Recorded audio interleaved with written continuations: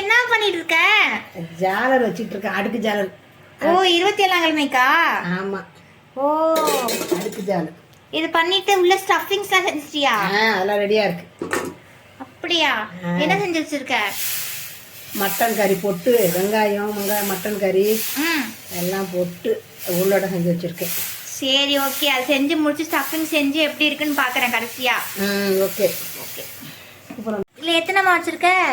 ஒரு 5 வச்சிருக்கேன். வச்சு மேல எக்கு தடவணும். அப்பதான் எக்கு நம்ம இந்த மாதிரி மிக்ஸ் பண்ணி வச்சுட்டு இந்த மாதிரி தடவிடலாம். தடவிட்டா பொன்னரமா நல்லா வாசனையா நல்லா இருக்கும். அப்புறம் உள்ள ஸ்டஃபிங்ஸ் வைக்கலாம். ஆமா. இது என்ன ஸ்டஃபிங்மா?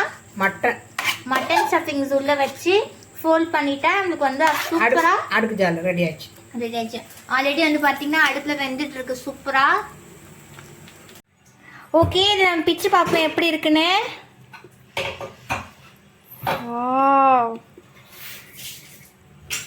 ஸ்டஃபிங்ஸ் பாருங்க. அவ்வளோதான், சாப்பிட்றலாம் காய்ஸ். பாய்.